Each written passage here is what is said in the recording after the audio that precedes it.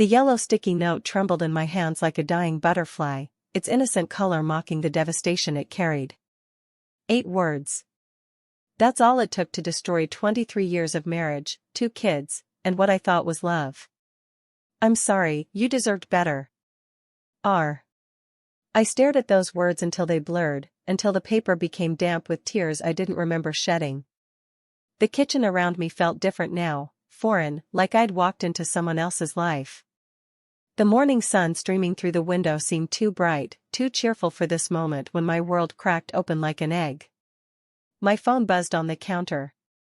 A text from the bank. Account balance, $0. Large withdrawal processed yesterday. That's when the yellow note slipped from my numb fingers and floated to the floor. That's when I knew this wasn't just about him leaving. This was about him taking everything. The silence in our house, my house now, I guess, pressed against my ears like water. Ryan had been gone for 3 days, and I still found myself listening for his footsteps, his laugh, the way he hummed while making coffee. But there was nothing. Just the tick of the grandfather clock in the hallway and the sound of my own breathing. I sat on our bed, staring at the empty closet where his clothes used to hang. He'd been thorough. No forgotten socks, no leftover cologne bottles, no trace that he'd ever existed here except for the indent his body had left in the mattress after all these years. My sister Judith knocked on the bedroom door. Lily? I brought soup. I'm not hungry, I said, my voice hoarse from crying. She came in anyway, settling beside me on the bed. Judith was younger by 5 years, prettier, more successful. She owned a marketing firm downtown while I'd spent my adult life being Ryan's wife and mother to our kids. You need to eat something, she said gently. When's the last time you had a real meal? I couldn't remember. Time had become liquid since I found that note. He took everything, Judith. Not just the money. He took the kids' college funds. The emergency savings. Even the money from Mom's life insurance that I put away for their future. Judith's face hardened. What kind of man steals from his own children? The kind who's been planning this for months, apparently. I showed her the bank statements I'd been poring over. Look at these transfers. Small amounts at first, then bigger ones. He's been moving money to accounts I can't access. Building up to this. She studied the papers, her business mind working. This isn't just leaving, Lily. This is theft. You could press charges. With what money for a lawyer? He made sure I have nothing. The front door slammed downstairs. Heavy footsteps on the stairs. For a wild moment, my heart leaped. Maybe Ryan had come back, maybe this was all a mistake. But the footsteps were too heavy, too urgent. Mom? My 20-year-old son Jeffrey appeared in the doorway, his face red with anger. I just got off the phone with the bank. They say my college account is empty. Behind him, my 18-year-old daughter Grace stood with tears streaming down her face. Mine too. The account for art school. It's all gone. That's when something inside me shifted. The grief, the shock, the disbelief, it all crystallized into something else. Something harder. Something that burned. He took your futures, I said quietly. Your father took your dreams and used them to fund his new life. Jeffrey's hands clenched into fists. Where is he? Where did he go? I don't know yet. But I'm going to find out.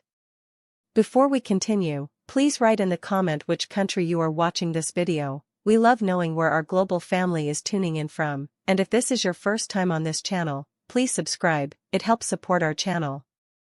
Enjoy listening. The private investigator's office smelled like stale coffee and broken promises. Detective Ray Scott was a weathered man in his 50s who'd seen enough cheating spouses to fill a cemetery. His walls were covered with certificates and photos of him with various law enforcement officials. Mrs. Harper, he said, sliding a folder across his desk. I've got some preliminary information about your husband. I opened the folder with trembling hands. The first photo hit me like a physical blow. Ryan, laughing, his arm around a woman I'd never seen before. She was young, maybe 25, with long red hair and the kind of smile that belonged in toothpaste commercials. Her name is Irene Anthony, Scott said. She's a real estate agent. They've been seeing each other for 8 months. 8 months. I thought back to Ryan's behavior during that time. The late nights at work. The new cologne. The way he'd started going to the gym again. The signs had been there, but I'd trusted him. I'd trusted him with my life, my children's lives, our future. There's more, Scott continued. They're not just having an affair. They're planning a life together. He's been funneling money into accounts under her name. They bought a house in Florida. Paid cash. The room spun. My hands gripped the edges of the chair. How much? Combined with what he took from your accounts? Close to $300,000. 300,000. The number echoed in my head. Our children's educations. Our retirement. The renovations we'd planned for the house. All of it gone, transformed into someone else's dream home. What are my options? I asked. Scott leaned back in his chair. Legally? You can file for divorce, try to get some of it back through the courts. But that takes time, and if he's smart, which he seems to be, he's probably hidden assets in ways that'll be hard to trace. And illegally? He raised an eyebrow. I didn't hear that question. I stared at the photos spread across his desk. Ryan and Irene at restaurants I couldn't afford. Ryan and Irene shopping for furniture. Ryan and Irene playing house with my money, my life, my children's futures. I need to know everything, I said. Where they live, where they work, what they do every day. I need to know their routines, their weaknesses, their secrets. Scott studied me for a long moment. Mrs. Harper, I've been doing this for 20 years. I've seen a lot of people in your situation. Some of them do things they later regret. Right now, Detective Scott, regret is the least of my concerns. It took me 3 weeks to build my team. I started with Judith, who knew people in the business world. Through her, I met Patrick Douglas, a computer programmer who'd been screwed over by his business partner and understood the need for digital justice. Social media accounts, bank records, email, if it's online, I can find it, Patrick said when we met at a coffee shop downtown. He was younger than I'd expected, maybe 30, with intelligent eyes behind wire-rimmed glasses. What about security cameras? I asked. Those too. Most people don't realize how much of their lives are recorded every day.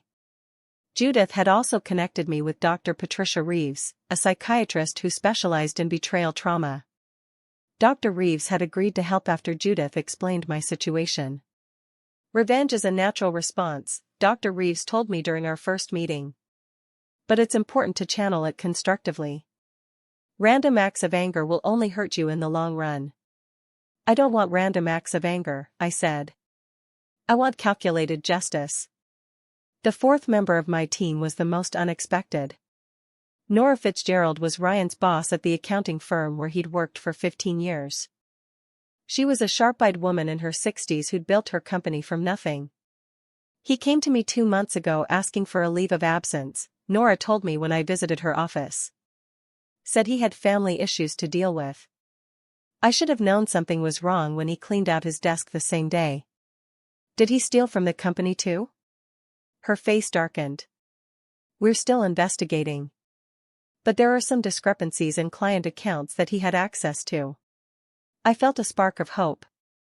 If he stole from your company, he could face criminal charges. Real prison time. Nora leaned forward. Mrs. Harper, I want to help you. Ryan betrayed my trust too. He made me look like a fool in front of my clients. What do you need from me? Help me prove what he did. And in return, I'll help you get your money back. For 2 weeks, I became a different person. I woke up at dawn, drove to Florida, and spent my days watching Ryan and Irene's new life unfold. I rented a cheap motel room and lived on fast food and coffee, documenting everything. Their house was beautiful, a sprawling ranch with a pool and a 3-car garage. My money had bought them paradise while my children struggled to figure out how to pay for school. I watched Ryan leave for work each morning in a new BMW. I watched Irene water the plants in the garden, talking on her phone, laughing at jokes I couldn't hear. I watched them come home together, cooking dinner, playing in the pool like newlyweds. It was Patrick who made the breakthrough. He'd been monitoring their digital communications, and on a Tuesday evening, he called me with excitement in his voice. "I've got something," he said. "Check your email." The files he sent me were devastating. Ryan and Irene's text messages, planning their escape. Email conversations about hiding assets. Bank records showing money being moved to offshore accounts.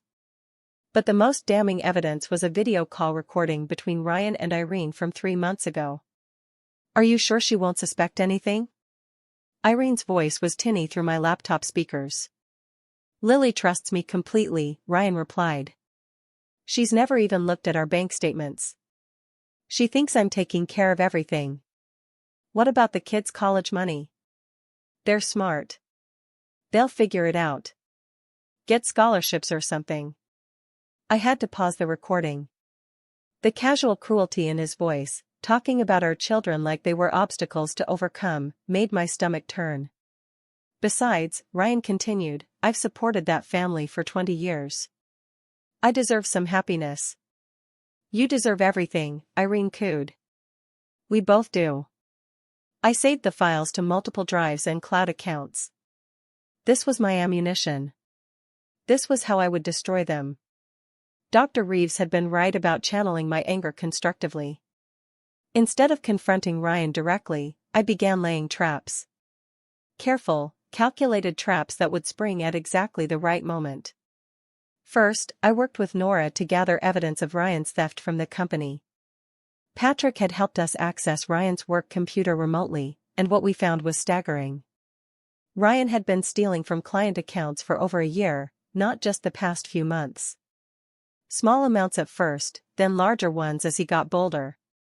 He was covering his tracks by manipulating the quarterly reports, Nora explained as we reviewed the evidence. But he got sloppy toward the end. Too eager to get out. We had enough evidence to send Ryan to prison for embezzlement. But I wanted more than just criminal charges. I wanted him to lose everything the way he'd made me lose everything. That's when Judith came up with the brilliant idea. "What if we use their own greed against them?" she suggested during one of our planning sessions. "What if we make them think they can get even more money?" "How?" "By pretending to be investors. Irene's a real estate agent, right? What if we create a fake investment opportunity that's too good to pass up?" Patrick's eyes lit up. "I can create fake websites, fake documents, fake everything. Make it look completely legitimate." "And then what?" I asked. "Then we watch them invest everything they stole from you into something that doesn't exist." The plan was risky, but it was also perfect. We would become the spiders, and Ryan and Irene would be the flies, walking right into our web.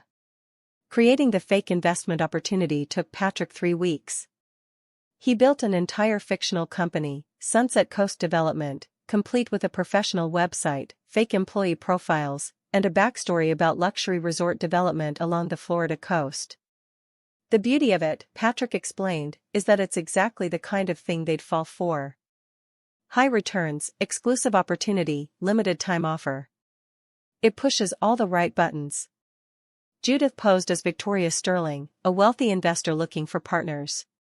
She rented an expensive car, bought designer clothes, and practiced her story until she could sell it in her sleep. "The key," Dr. Reeves advised, "is to make them feel special. Make them think they're the only ones smart enough to recognize this opportunity." I waited in the motel room, watching their house through binoculars, while Judith made contact with Irene at an upscale restaurant in downtown Tampa. "It was almost too easy," Judith reported afterward. "I mentioned that I was looking for a local real estate agent to help with a major development project, and she practically threw her business card at me. The hook was set. Now we just had to reel them in." Over the next month, Judith met with Irene 3 times. Each meeting was carefully orchestrated to build trust and excitement. Patrick had created fake financial documents showing massive potential returns, and Judith played her role perfectly. "This is completely confidential," Judith told Irene during their second meeting. "We're only bringing in a select few investors. People who understand the luxury market." I listened to the recording of their conversation later that night, marveling at how perfectly Irene fit the profile we'd created. She was greedy, eager, and just smart enough to think she was smarter than everyone else. "How much are we talking about for the initial investment?" Irene asked. "The minimum is 200,000, Judith replied. "But honestly, the people who put in more at the beginning see the biggest returns." 200,000. Irene's voice was thoughtful. That's possible. You'd need to move quickly, though. We're closing the investment window next month." That night, I watched through my binoculars as Irene and Ryan had what looked like an intense conversation on their patio. Ryan was pacing, gesturing with his hands. Irene was showing him something on her laptop, probably the fake documents Judith had given her. They were taking the bait. The call came on a Thursday morning. Patrick had been monitoring their communications, and he forwarded me the email thread between Ryan and Irene. "This could be it," Irene had written. "This could be our chance to really make something of ourselves." "It's a lot of money," Ryan replied. "What if it's too good to be true?" "I've done my research. Victoria Sterling is legitimate. The company is legitimate. And the returns. Ryan, we could double our money in 6 months." "Our money," I said aloud, reading the email. "It's not your money, you thieving bastards." But they were committed now. Judith reported that Irene had called to schedule another meeting, this time with Ryan present. "She wants to bring her partner," Judith told me. "Says he's the one who handles their investments." This was the moment I'd been waiting for. After 6 weeks of preparation, I was finally going to see Ryan face to face. I arrived at the restaurant early and positioned myself at a corner table with a clear view of the entrance. Judith was already there, dressed in an expensive suit, looking every inch the successful investor she was pretending to be. At exactly 7 o'clock, they walked in. Ryan looked good, better than he had in years. He'd lost weight, was wearing clothes I'd never seen before, and carried himself with a confidence that made my chest tight with rage. Irene was even more beautiful in person than in the photos. She wore a red dress that probably cost more than my monthly grocery budget, and she moved with the kind of grace that came from never having to worry about money. My money. My children's money. I watched them approach Judith's table, watched Ryan shake her hand with the same smile he'd given me on our wedding day. I watched Irene laugh at something Judith said, her hand resting possessively on Ryan's arm. "They make a lovely couple," I whispered to myself. "Too bad it won't last." The meeting lasted 2 hours.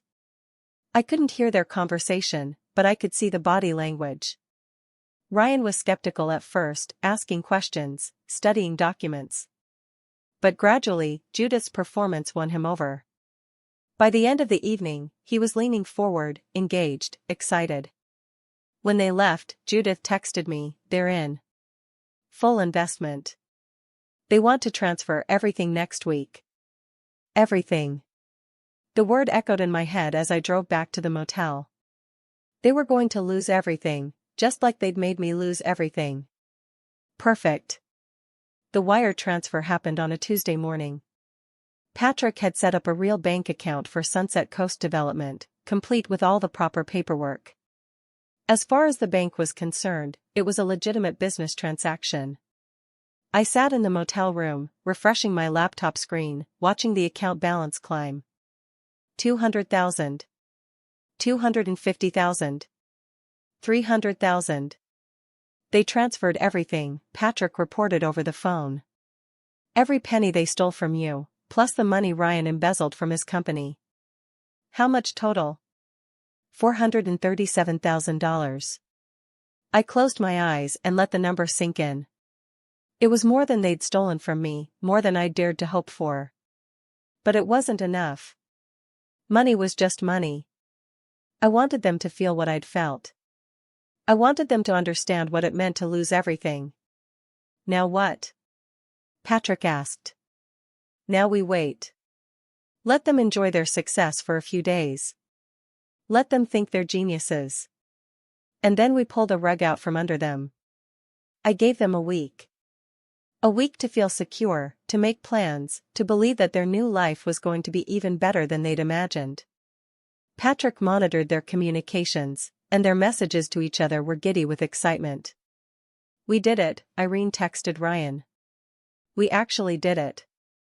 I can't believe how much money we're going to make, he replied. What should we do first when the returns come in? Buy a boat. A big one. A boat. With my children's college money, they were planning to buy a boat. On the following Monday, Judith made the call.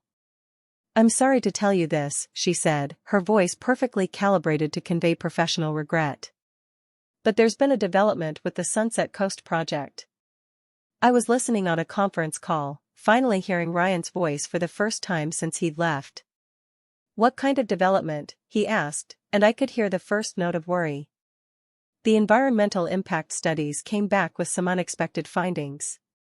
The EPA is requiring additional assessments before we can proceed. What does that mean for our investment? It means we need to pause the project. All funds are frozen pending the outcome of the review. There was silence on the other end. Then Irene's voice, for how long? It could be months. Maybe longer. But we need that money back, Ryan said, his voice rising. We have expenses, obligations. I understand your concern, but my hands are tied. Federal regulations, you know how it is. After Judith hung up, I sat in the silence of the motel room and smiled. It was the first genuine smile I'd had in months. They were about to learn what it felt like to be helpless. Over the next 2 weeks, I watched their perfect life begin to crumble. Patrick intercepted their increasingly frantic communications with Judith's fake company. Their messages to each other grew more desperate by the day. The mortgage payment is due, Irene texted Ryan. We don't have the money. I know. I'm trying to figure something out. What about your old company? Could you ask for your job back? I can't. Not after what I did. What he did. Even in their private messages, Ryan couldn't bring himself to say the word stole or embezzled. He was still living in a fantasy where he was the victim. But reality was closing in fast. Patrick had been monitoring their credit cards, and the charges were telling a story of people trying to maintain an expensive lifestyle without the income to support it. Restaurant bills. Shopping trips. Spa treatments. They were burning through their remaining cash, probably thinking the investment money would come through any day. They're about to hit bottom, Patrick reported. Their credit cards are maxed out, they're behind on the mortgage, and Irene hasn't sold a house in 2 months. Good, I said. Let them fall a little further. The confrontation came sooner than I expected.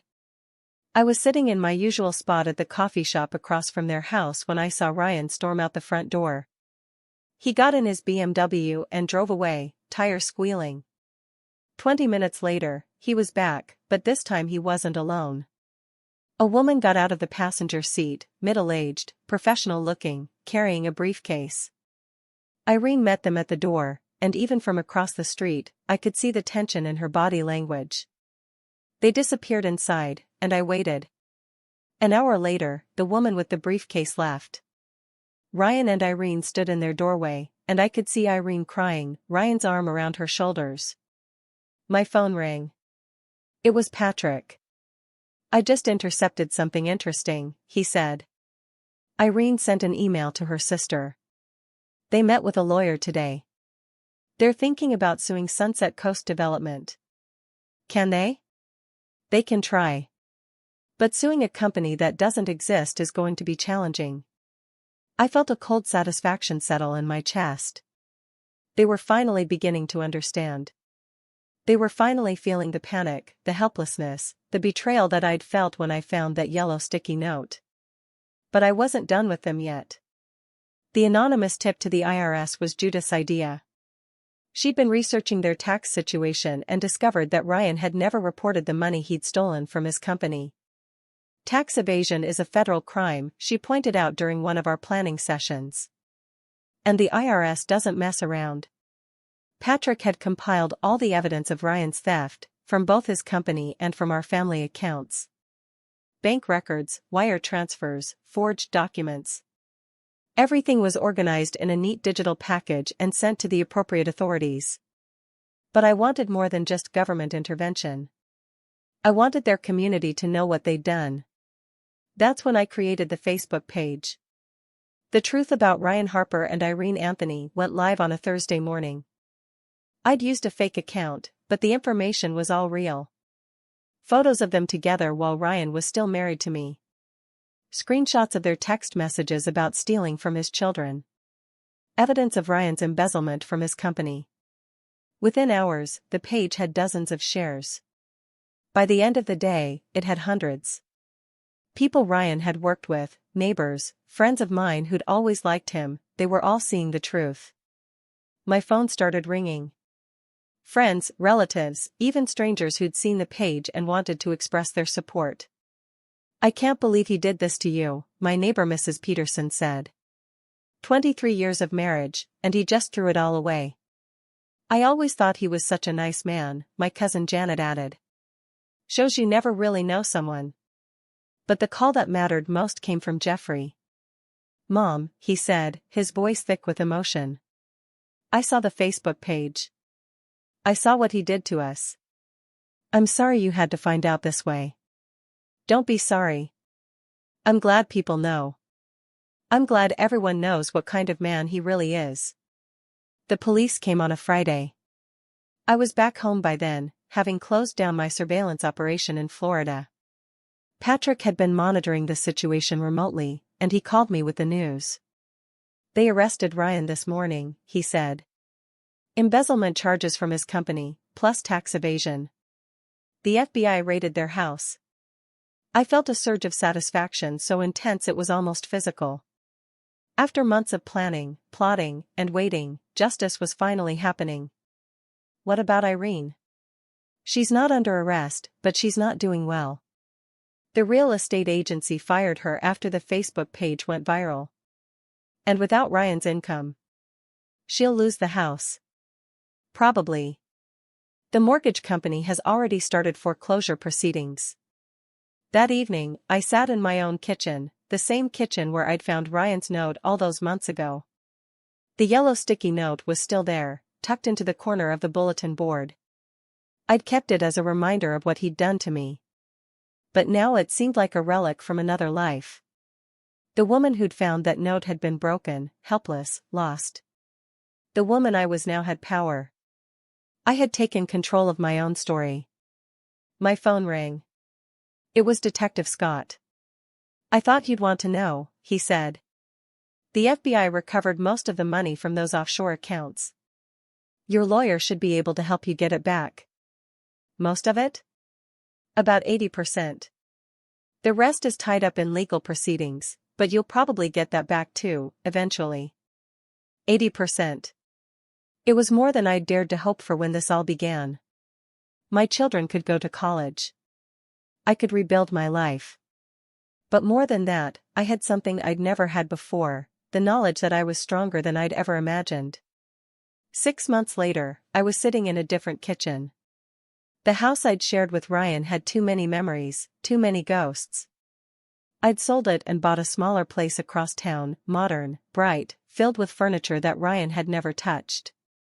Jeffrey was back in college, his tuition paid with recovered funds. Grace was in her second semester at art school, sending me photos of her paintings every week. They were both doing well, both healing from what their father had done. Judith stopped by on a Sunday afternoon, bringing groceries and gossip. "I heard Ryan got sentenced," she said, unpacking vegetables into my refrigerator. 7 years, I replied. "He'll be eligible for parole in 4. And Irene?" She moved back in with her parents. Still trying to rebuild her career, but it's hard when everyone knows what she did. Judith closed the refrigerator and looked at me. Any regrets? I considered the question. In the months since Ryan's arrest, I'd thought about it often. Had I gone too far? Had I become someone I didn't recognize in my quest for revenge? No, I said finally. I don't have any regrets. He made his choices, and I made mine. You know what I admire about you? Judith said. You didn't just get mad. You got even. But you did it smart. Dr. Reeves had been right about revenge being a natural response to betrayal. But she'd also been right about channeling it constructively. I hadn't just destroyed Ryan and Irene, I'd rebuilt myself in the process. The marketing consultation business I'd started was growing. Turns out, 23 years of managing a household and supporting someone else's career had given me skills I'd never recognized. I was good at organization, planning, seeing the big picture. Skills that translated well to helping small businesses grow. You should be proud of yourself, Dr. Reeves told me during our final session. You took a devastating situation and turned it into an opportunity for growth. I still think about them sometimes, I admitted. Wonder how they're doing. That's natural. But don't let it consume you. You have your own life to live now. She was right. I had my own life, my own dreams, my own future. For the first time in decades, I was living for myself instead of for someone else. The knock on my door came on a Tuesday evening. I was working on a client presentation, jazz playing softly in the background, when I heard the sound. 3 quick raps, then silence. I opened the door to find Irene standing on my porch. She looked terrible. Her hair was limp, her clothes were wrinkled, and she had dark circles under her eyes. The confident, beautiful woman I'd watched through binoculars was gone, replaced by someone who looked like she'd been hollowed out from the inside. "Hello, Lily," she said quietly. For a moment, I couldn't speak. Of all the people I'd expected to see at my door, Irene was near the bottom of the list. "What do you want?" I asked. "I want to apologize." "You want to apologize?" I repeated the words, tasting them. For what, exactly? For everything. For Ryan, for the money, for ruining your life. I stepped back and looked at her. Really looked at her. The woman who'd helped steal my husband and my children's futures was standing on my porch, asking for forgiveness. "You didn't ruin my life," I said. "You and Ryan did that. I rebuilt it." "I know. I heard about your business. I'm glad you're doing well." "Are you? Are you really glad?" She flinched at the sharpness in my voice. "I deserve that. I deserve your anger." "You're right. You do." We stood there in silence for a moment. Then she spoke again. "I lost everything," she said. "My job, my house, my family. Even my parents won't talk to me anymore." Good. The word came out harder than I'd intended, but I didn't take it back. She had lost everything, and I was glad. I was glad she was suffering the way she'd made me suffer. "I just wanted you to know," she continued, "that I'm sorry. I know it doesn't change anything, but I needed to say it." "You're right," I said. "It doesn't change anything." She nodded, tears starting to fall. "I'll go now." "Irene." She turned back.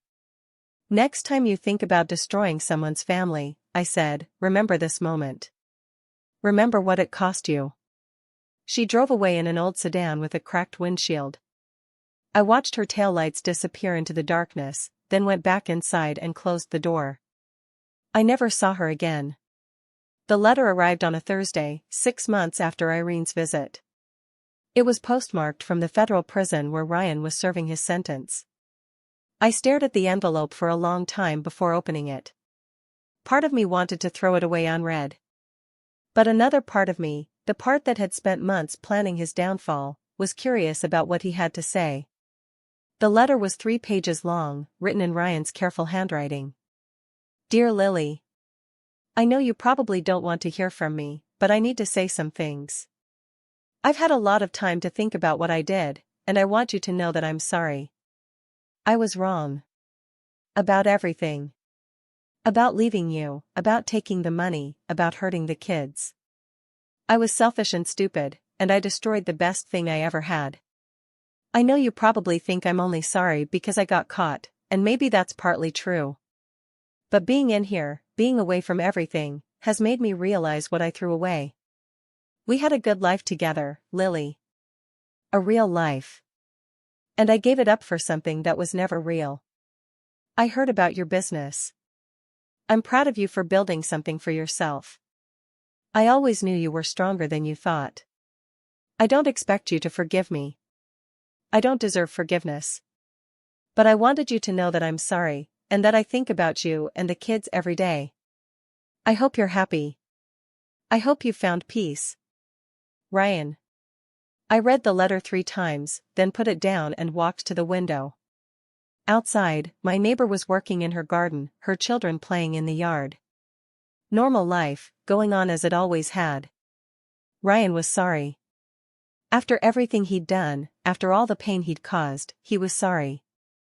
I walked to the fireplace and struck a match. The letter caught fire quickly, Ryan's apology turning to ash in my hands. Sorry wasn't enough. Sorry wouldn't give me back the 23 years I'd spent loving him. Sorry wouldn't erase the humiliation, the betrayal, the nights I'd spent crying into my pillow. But as I watched the last of the letter burn, I realized something. I didn't need his apology. I didn't need his regret or his guilt or his belated recognition of what he'd lost. I had something better. I had my own life, my own success, my children, my own future. And I had the satisfaction of knowing that I'd won. 2 years after finding that yellow sticky note, I was sitting in my office, reviewing quarterly reports for my marketing business. The numbers were good, better than good. I was making more money than I'd ever imagined possible, and I was doing it on my own terms. My phone buzzed with a text from Grace. She was graduating from art school next month and had already landed a job at a design firm in Portland. Jeffrey was in his junior year, majoring in computer science, following in Patrick's footsteps. My children were thriving. Despite everything their father had done to them, they were building good lives for themselves.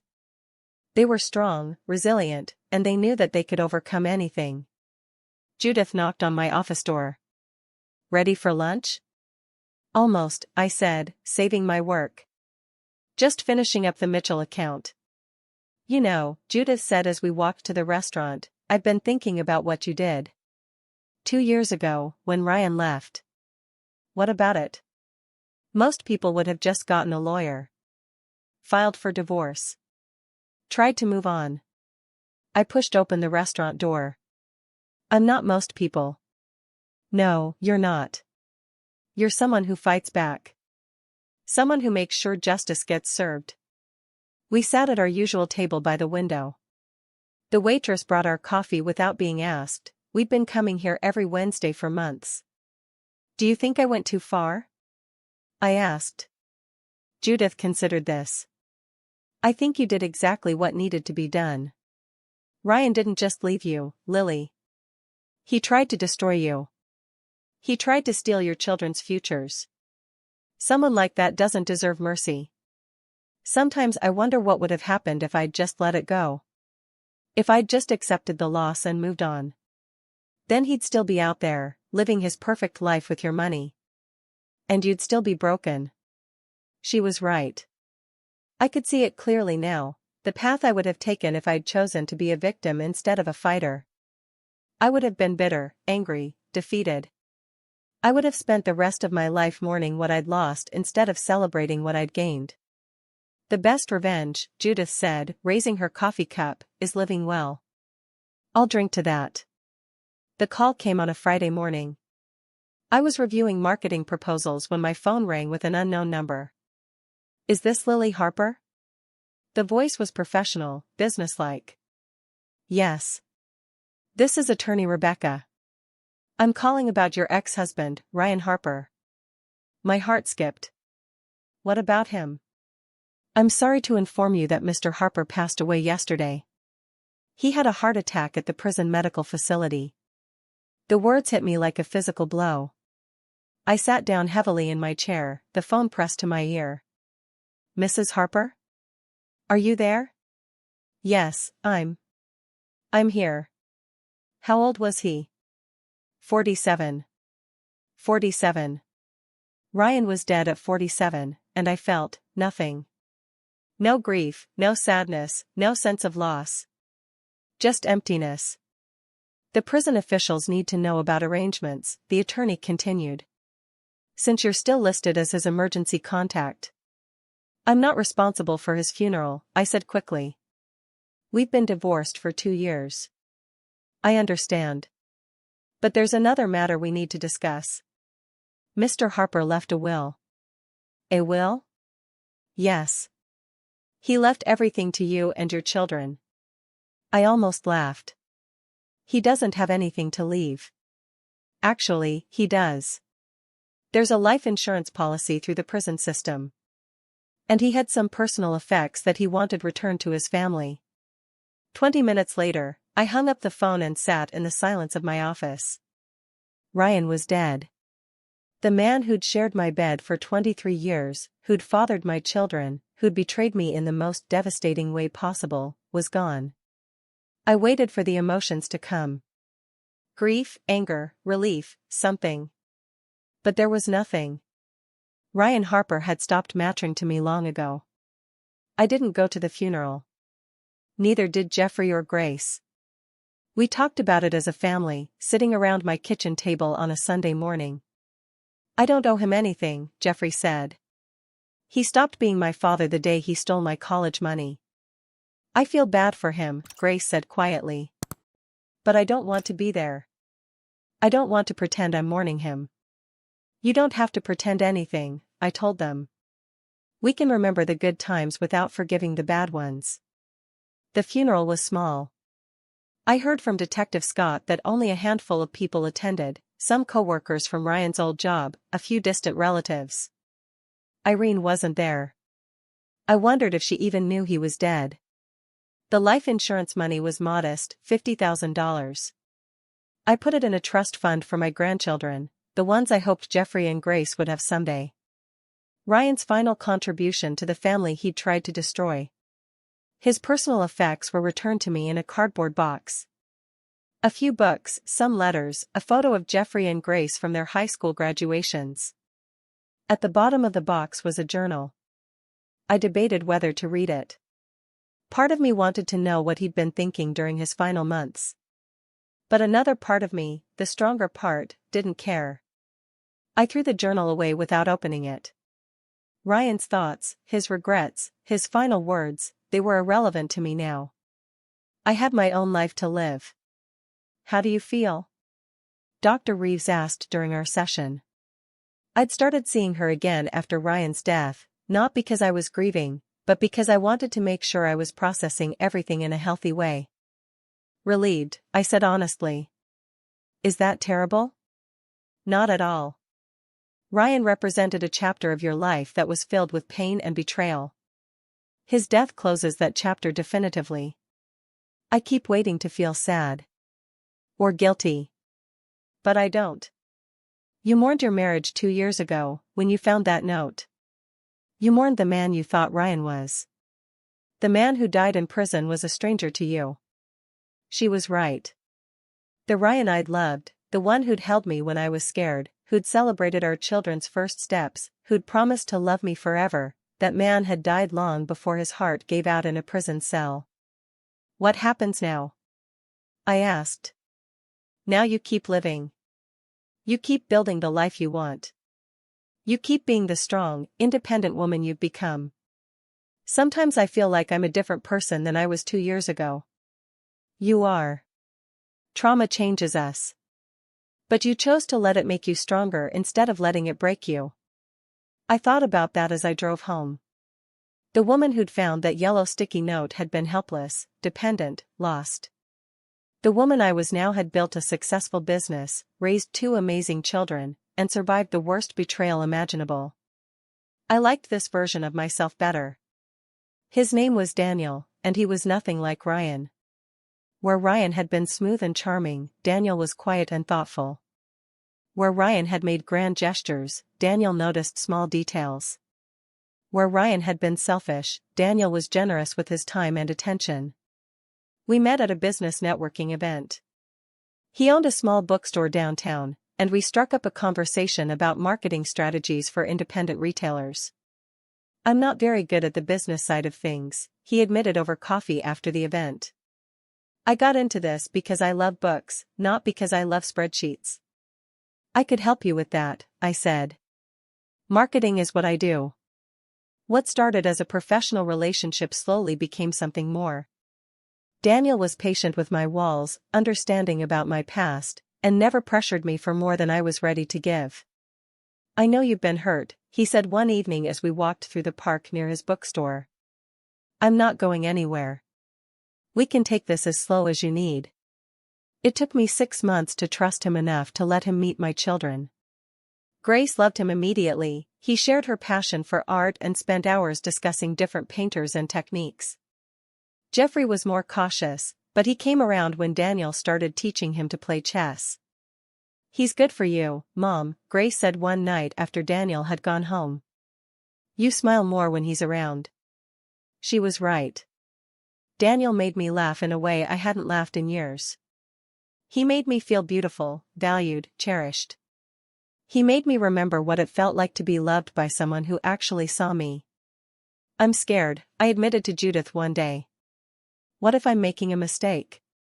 What if I'm just setting myself up to be hurt again?" "You're not the same person you were with Ryan," Judith said. "You're stronger now. You know your worth. And Daniel isn't Ryan." "How can I be sure?" "You can't. But that's true of everything in life. You can't be sure of anything except that you deserve to be happy."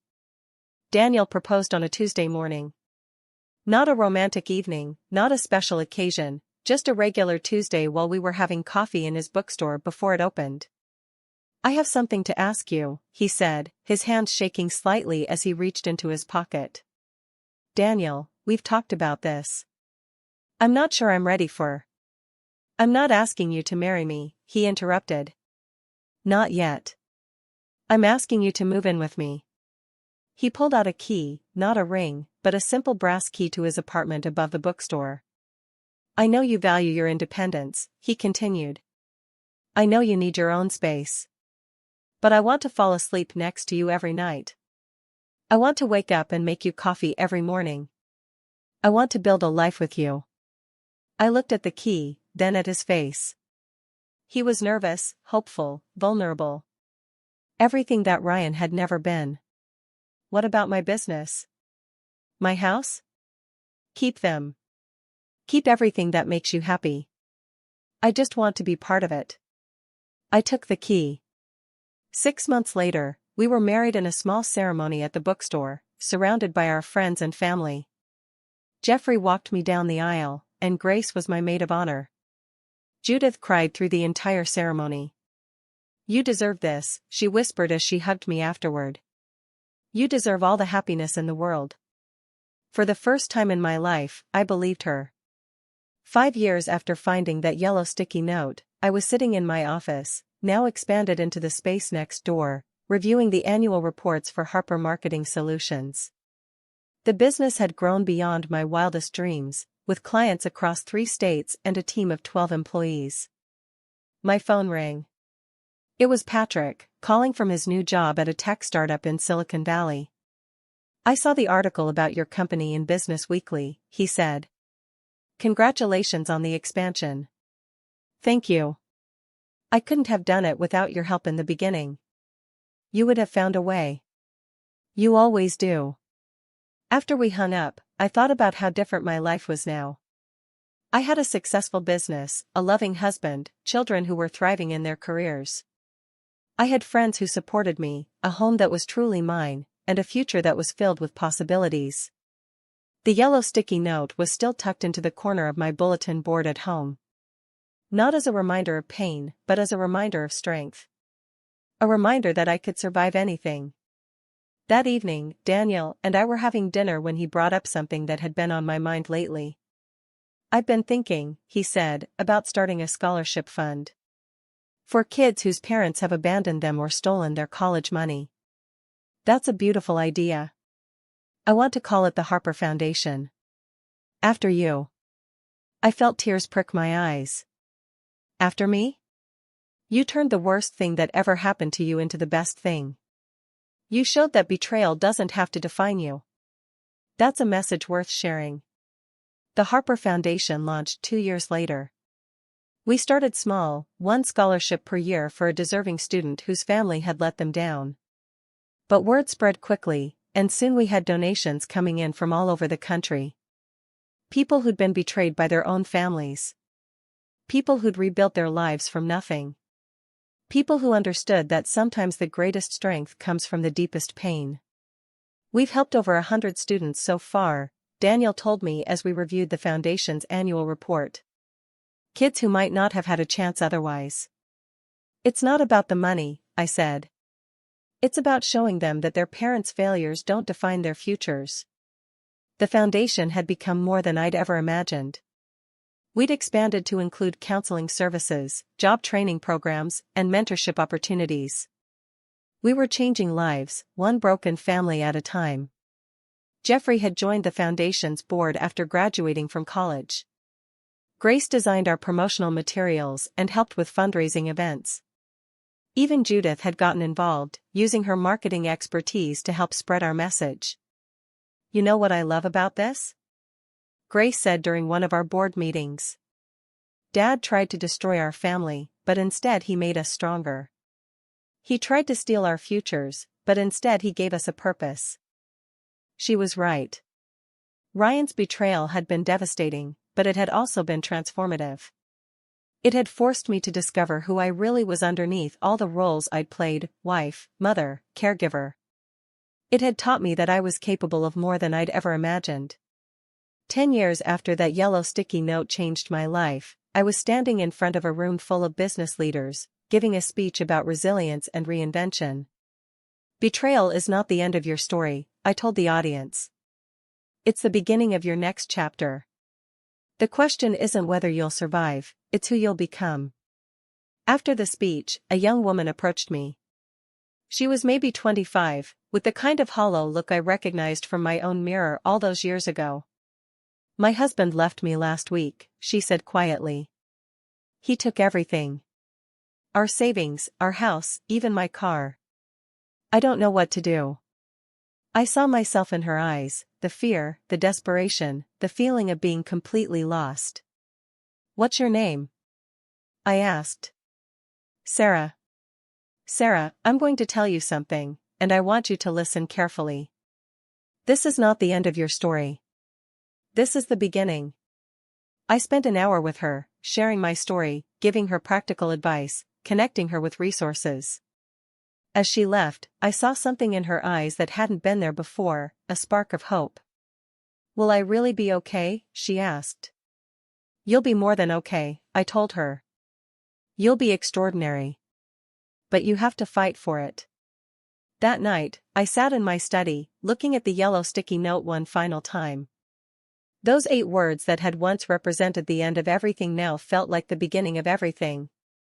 Daniel found me there, sitting in the dark. "Thinking about the old days?" he asked, settling into the chair next to me. "Thinking about how different things are now. Do you ever regret it? The way you handled things with Ryan?" I considered the question. I regret that it was necessary. I regret that he made the choices he made. But I don't regret fighting back. I don't regret refusing to be a victim. "You saved yourself," Daniel said. "And in doing so, you've saved so many other people." He was right. The foundation had helped hundreds of students. My business had employed dozens of people. My story had inspired countless others to fight back against their own betrayals. "Ryan thought he was destroying me," I said. "But actually, he was setting me free. Free to become who you were meant to be." I stood up and walked to the window. Outside, the city lights twinkled like stars. Somewhere out there, other people were facing their own yellow sticky notes, their own moments of devastating betrayal. Some of them would let it break them. But others would use it as fuel, as motivation, as the first step toward becoming something greater. You know what the funny thing is? I said. I'm grateful. Grateful? If Ryan hadn't left me, I never would have discovered how strong I am. I never would have built this business, never would have met you, never would have helped all those kids through the foundation. His betrayal was the best thing that ever happened to me. Danielle smiled. That's the ultimate revenge, isn't it?